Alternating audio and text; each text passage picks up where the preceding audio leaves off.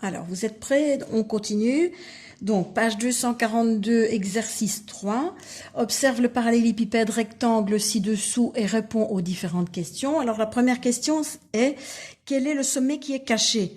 C'est forcément celui que l'on ne voit pas. J'ai 1, 2, 3, 4 sommets visibles sur la face supérieure. 1, 2, 3 sommets visibles par rapport à la face inférieure. Mais le sommet qui est à l'arrière, qui d'ailleurs est le point d'intersection de 3 arêtes en pointillé. Ces 3 arêtes ne sont pas visibles et donc forcément le sommet qui ne l'est pas non plus, c'est le sommet F. Donc, quel est le sommet caché? C'est F. Facile. Quelles sont les arêtes cachées? C'est celles que je viens de citer, c'est-à-dire les segments BF, EF et FG.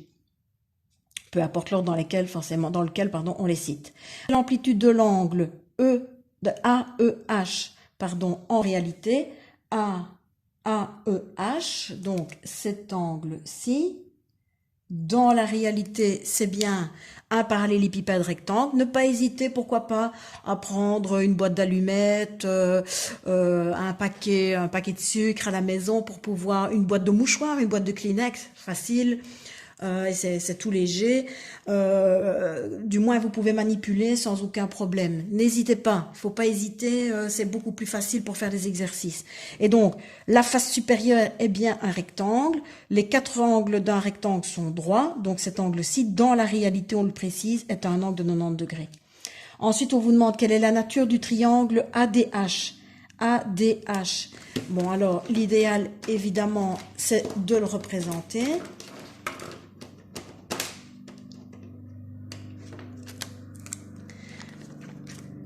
Donc, ADH, je le trace ici en vert. Alors, rien ne m'interdit de le faire sur ma boîte de Kleenex. Pourquoi pas, je prends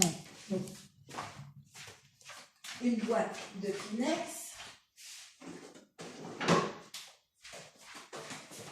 Voilà. Et voilà. Donc, voilà ma boîte de Kleenex. Vous voyez, toutes les faces sont bien rectangulaires. Si j'observe la face supérieure, c'est bien un rectangle. Donc, me demander de quelle amplitude est cet angle-là, c'est bien 90 degrés. Et ici, donc, on me demande de quelle nature est le triangle que j'obtiendrai en traçant la diagonale de mon rectangle et ces 2 arêtes-ci. Donc, du moins, la question ne se pose pas. On voit que c'est tout de suite un triangle quelconque ou scalane rectangle puisque j'ai un angle droit. C'est un triangle rectangle en D. Et on me demande, si tu sais que AB, dans la réalité bien entendu, AB vaut 2 cm, AE vaut 4 cm, on vous demande de construire le triangle DCH en vraie grandeur. Donc, en sachant que AB vaut 2 cm et AE vaut 4 cm, on vous demande de construire DCH. Alors, si AB vaut 2, mais DC vaut 2. HG vaut 2 et EF vaut 2. Toutes les hauteurs, on va les considérer comme des hauteurs. Les hauteurs mesurent 2 cm. Ensuite, ici, c'est la profondeur ou pourquoi pas la largeur. Si AE vaut 4, DH vaut 4, CG vaut 4 et BF vaut 4. Et donc, on me demande de représenter le triangle DCH. DCH, donc ce triangle-ci, je vais le représenter en rouge puisque j'ai déjà représenté l'autre en vert. Voilà mon triangle. Je dois donc représenter, alors j'hésite, de quelle nature est ce triangle? Eh bien, je vais prendre ma boîte de mouchoirs et je regarde la petite face latérale. Si je prends ma boîte comme ceci, j'observe ma face latérale, c'est bien un rectangle. Et donc, on me demande de tracer un triangle rectangle dont le petit côté, je dis bien, le petit côté de l'angle droit mesure 2, le côté perpendiculaire mesure 4. J'aurai donc ceci comme représentation. Alors ensuite, on me demande ici donc de déterminer la nature de certaines figures inscrites dans des solides. Donc faisant partie d'un solide, dans les différents cubes ci-dessous, détermine la nature des triangles tracés en couleur. Alors, on regarde ici, donc EDF ou DEF, peu importe. De quelle nature est-il? Alors, j'ai une arête verticale de mon cube, une diagonale de la face supérieure et ce qu'on appelle une transversale, puisque je passe du sommet D qui fait partie de la face avant au sommet F qui fait partie de la face arrière. D qui est un sommet supérieur et là un sommet inférieur. Donc je traverse réellement donc, tout le solide. Donc forcément ici ce sera un triangle quelconque, puisque j'ai trois côtés de mesure différents. Pourquoi rectangle? Puisque j'ai une arête verticale et la diagonale ED qui fait partie de la face avant. Encore une fois, pour cet exercice, n'hésitez pas à utiliser votre cube en papier. Alors, pour l'exercice 2, j'ai une arête de la face inférieure, une deuxième arête de la face inférieure, donc j'ai deux arêtes de même mesure. Alors, même si réellement, enfin, si dans la réalité elles sont de même mesure, sur le dessin elles ne le sont pas, c'est pas grave, je peux quand même l'indiquer, ça va m'aider pour le nom du triangle. Et j'ai une diagonale. Donc, si j'ai deux côtés de même mesure, c'est donc un triangle isocèle. Est-ce que j'ai un angle droit? Ben oui, l'angle droit est dans la réalité celui-là. Ici, c'était celui-ci. Et alors, dans le dernier, on voit que le triangle, donc c'est un triangle comme ceci, isocèle rectangle. Pour le dernier, on voit en fait que mon triangle est composé de trois diagonales. La diagonale de la face inférieure, la diagonale de la face latérale gauche et EG qui est la diagonale de la face arrière. Si ce sont des diagonales de face carrée dans un cube, toutes les faces sont isométriques et donc les diagonales également. Ce sera donc un triangle équilatéral. Dans les différents parallélépipèdes ci-dessous, donc l'exercice 5, détermine la nature précise des quadrilatères tracés en couleur. Donc, on vient de travailler dans un cube, on travaille maintenant dans un parallélépipède rectangle. Alors, on a un quadrilatère HICD, encore une fois, j'aurais pu l'appeler CDHI, pourquoi pas. Je regarde, il y a deux arêtes. Les deux arêtes sont perpendiculaires. J'ai deux arêtes parallèles puisque j'ai une arête verticale de la face avant, une arête verticale de la face arrière. J'ai donc deux côtés parallèles, un angle droit et des côtés qui sont non parallèles, autrement dit sécants.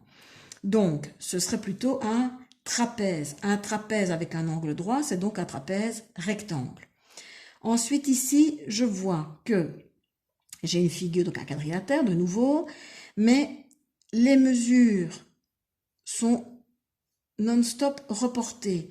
Donc, la distance entre B et L est la même qu'entre L et C. Autrement dit, donc L est le milieu de BC. J est le milieu de FG. J, pardon, est le milieu de FG. I est le milieu de BF. Et K est le milieu de CG. Attention, les mesures ne sont pas les mêmes, hein, puisqu'on est bien dans un parallélépipède rectangle. Donc la largeur n'a forcément pas la même mesure que la longueur. Alors, on a donc une figure particulière. Imaginons, si je reprends ma boîte, que je travaille, voilà, pour que vous voyez la boîte dans l'entièreté. Si je travaille avec le milieu de chacune de mes arêtes, je relie, qu'allons-nous obtenir? Quelque chose de particulier, puisque les quatre segments seront de même mesure, je n'ai pas d'angle droit, il s'agit donc d'un losange. Et enfin, pour le dernier, j'ai donc une face, on appelle une face transversale, ou une coupe de traverse, puisque j'ai deux arêtes verticales et deux arêtes parallèles transversales. Il s'agit donc d'un rectangle puisque les arêtes transversales sont les diagonales des faces supérieures et inférieures. Donc les deux faces inférieures et supérieures sont forcément perpendiculaires aux arêtes verticales. Donc, j'ai des angles droits, j'ai 2 fois 2 côtés parallèles, j'ai donc un rectangle. Ça, c'est donc pour la page 242. On arrive maintenant aux différentes vues d'un objet. Alors, les vues coordonnées permettent de reproduire un objet tel qu'il existe en réalité, contrairement à la photographie ou au dessin en perspective qui montre l'objet tel qu'il apparaît à la personne qui l'observe. Généralement, un objet peut être représenté fidèlement à l'aide de 3 vues. La vue de face, la vue de côté et la vue de dessus. Alors, voilà un exemple. Vue de face d'une voiture, vue de dessus d'une voiture, vue de côté. Et on vous demande, comme petit exercice, de relier, donc, on me donne un solide composé de petits cubes de 3 couleurs différentes et on vous demande de relier la vue de face, de côté et de dessus pour ce solide. Donc, vous imaginez être au-dessus de ce solide, qu'allez-vous voir? Sur le côté de ce solide, qu'allez-vous voir? Et face à ce solide, qu'allez-vous voir? Donc, je vous invite à marquer une petite pause, à faire l'exercice et on corrige juste après, en sachant que l'exercice B n'est pas à faire. Voilà. Alors, donc, je suppose que forcément, vue de face, vous avez choisi celle-ci. Donc, vous êtes ici, vous avez en face de vous le solide, vous voyez une partie bleue, une partie verte, un petit peu comme un U. Ensuite, la vue de côté est donc celle-là, puisque vous vous trouvez sur ce côté-ci, vous voyez à la fois du bleu, du vert et du mauve. Et enfin, la vue de dessus, vous êtes au-dessus, vous voyez de façon latérale une partie bleue, une partie verte et une partie mauve. Donc celle-ci. J'aurais même été un peu plus précise, moi j'aurais colorié ce petit carré-là en mauve. Ça, c'est pour les différentes vues. Alors, vous devez, avant que je ne vous montre, faire l'exercice à la page suivante où on vous dit que Jocelyne et Albert viennent d'acheter une nouvelle maison et ont reçu des photos de leurs biens, mais elles se sont mélangées. Aide-les à retrouver qui a pris chaque cliché. Et donc, vous avez 4 personnes qui ont pris en photo la maison. Vous avez Justinien, Amandine, Léona et Chris. Vous avez 4 représentations en dessous et vous devez forcément indiquer le prénom de chacun des individus sur les pointillés. Je vous laisse faire et je vous retrouve juste après. Voilà. Donc, Léona, il est clair qu'elle voit la porte de garage et les fenêtres avec la porte d'entrée. Donc forcément, Léona, elle voit ceci. Chris ne voit que le pignon, donc le côté de la maison avec une partie de la terrasse. Et forcément, la partie principale du bâtiment qui est, on va dire, un prisme à base trapézoïdale, puisque les 2 bases, ce sont les faces latérales, vues entre autres par Chris et par Amandine, qui est donc un prisme dont les bases sont des trapèzes rectangles. Donc, Chris, celle-ci. Amandine, la vue arrière, et forcément la dernière vue pour Justinien. Alors, on va aborder à présent les positions relatives. Alors, position relative de 2 droites, de 2 plans, et d'une droite et d'un plan dans un solide. Alors, pour ça, ne pas hésiter, comme ceci vous est montré. Vous allez bien évidemment utiliser les représentations de votre cours, mais vous pouvez également utiliser votre cube et une feuille blanche comme étant le plan. Du moins, vous avez la manipulation, l'observation, les représentations de votre cours, mais également le solide pour vous aider. Alors, on a donc ici un cube qui est placé contre une surface plane. On appellera donc toute la surface plane représentée en vert, c'est ce qu'on appelle un plan. Le plan, c'est le tableau, la surface de votre banc, la couverture de votre journal de classe. Donc c'est une surface plane composée d'une infinité de points non alignés. Vous avez ensuite ici une droite. La droite passant par A et B, donc j'appellerai la droite AB, attention, sans crochet puisqu'il s'agit d'une droite. Et donc vous avez votre cube qui est posé contre le plan, la surface de contact étant ADHE. On vous demande de compléter les pointillés. Dans un cube, si on prolonge une arête indéfiniment, qu'obtient-on? Donc, on le voit ici. Si je prolonge mon arête dans les deux sens, on voit tout de suite que mon arête est un segment. Si je le prolonge dans les deux sens, j'obtiens une droite. Ensuite, on a prolongé dans toutes les directions et indéfiniment la face ADHE. Cette face devient, donc la face ADHE qui au départ est la face d'un cube, donc carré.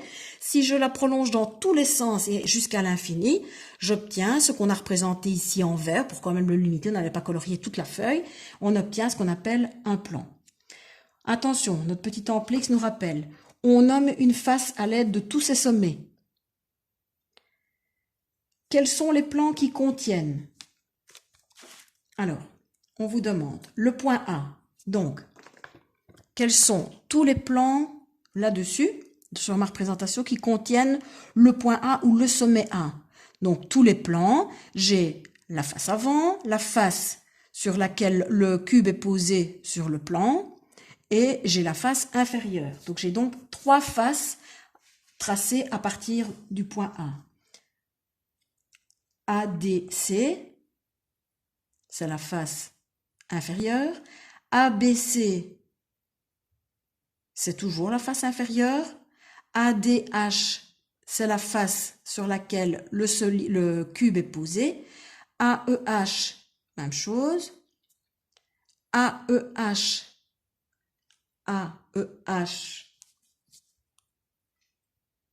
c'est la face latérale, AEF, décidément, AEF c'est la face avant et ABF c'est toujours la face avant. Alors, pourquoi toujours utiliser 2 dénominations pour parler de la même face? Parce qu'un plan est désigné, donc ici on vous dit que une face elle est désignée par tous ses sommets, par contre un plan on le désigne par 3 lettres. Donc si je vais parler du plan issu de la face avant, j'ai 3 lettres à ma disposition, voilà tout simplement. Maintenant si on en a cité que 3, c'était correct. Alors, quels sont les plans qui contiennent les points A et le point A et le point D? Ben forcément, là, j'ai 2 plans. Donc, de nouveau, je n'ai pas 2 plans. J'ai la face avant, j'ai la face arrière, j'ai la face latérale gauche et j'ai la face inférieure. Donc, ADC, c'est la face inférieure. ADH, c'est la face latérale gauche. ABC, c'est la face inférieure, dénommée autrement. BCD, toujours la face inférieure. AEH, c'est la face latérale gauche. DHE, toujours la face latérale gauche. Donc de nouveau, 2 façons de nommer une même face. Maintenant, quels sont les plans qui contiennent les points A, D et H? A, D et H. Ben, il y a donc différentes façons, et on en a quand même ici. Je n'en ai noté que 3. 3 notations représentant le même plan. Donc ADH, AEH et EHD. ADH, la face latérale gauche. AEH, toujours la face latérale gauche. EHD, toujours la face latérale gauche. Donc, le seul plan qui contient à la fois A, D et H est donc forcément la face. Donc, plus on a de sommets appartenant à une même face, ben forcément, moins on a de faces à citer. Hein. Donc ici, j'ai 3 dénominations, 3 notations représentant le même plan. On notera donc un plan par 3 points non alignés. Alors, on vous demande de représenter les différents éléments sur le cube et de compléter les pointillés. Alors, ici, on vous demande quelle est la position de FG par rapport à la face ADHE. Alors, j'ai toujours, vous voyez ici, donc représenté de la même façon. La face, je l'ai toujours hachurée en bleu et l'arête dont on parle ou la droite dont on parle, je l'ai représentée en rouge. Donc FG par rapport à ADHE. Même chose, n'hésitez pas, reprenez votre cube. Donc, je reprends mon cube, j'ai une face latérale, par exemple. Donc, la face latérale gauche et la droite. Ben, la droite, je me rends compte qu'elle est parallèle à la face. FG est parallèle à ADHE. En langage mathématique, vous savez que parallèle, les deux traits verticaux. C'est une autre droite et une autre face qui occupent cette même position. Alors, marquez un petit temps de pause, essayez d'en trouver. Donc, une droite qui est parallèle à une autre face. Alors, moi, par exemple, j'ai indiqué GH, cette droite-ci, par rapport à ABFE, ABFE,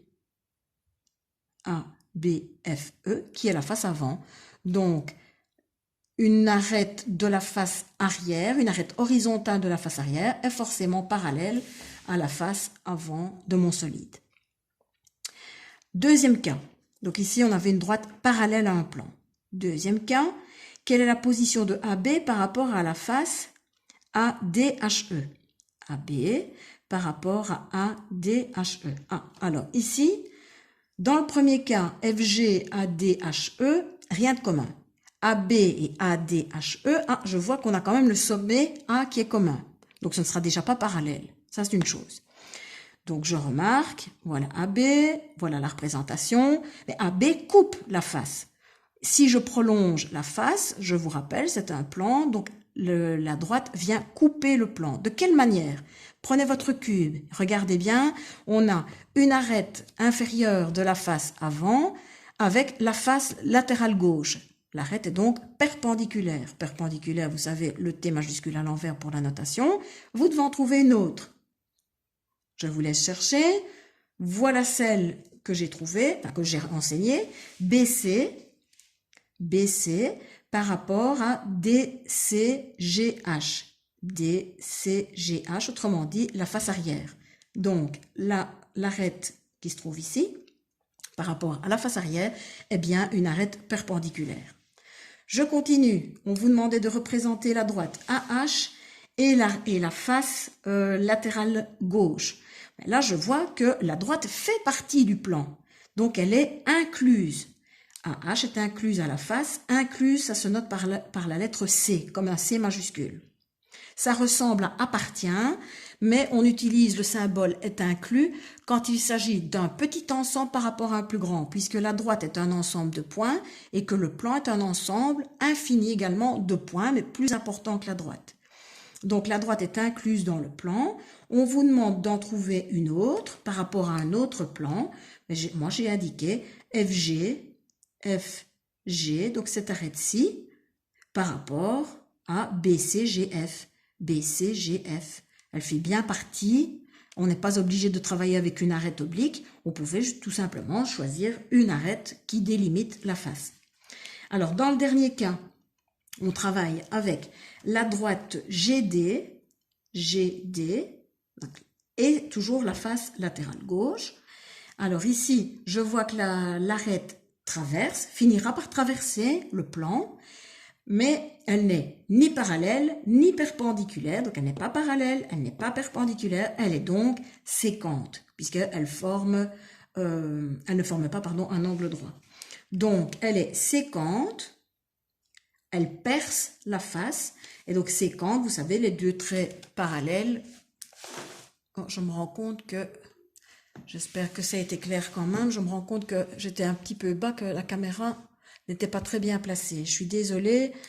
J'espère que malgré les explications et malgré le fait que vous ne voyez pas, j'espère que ça a été quand même. Je revérifierai de toute façon.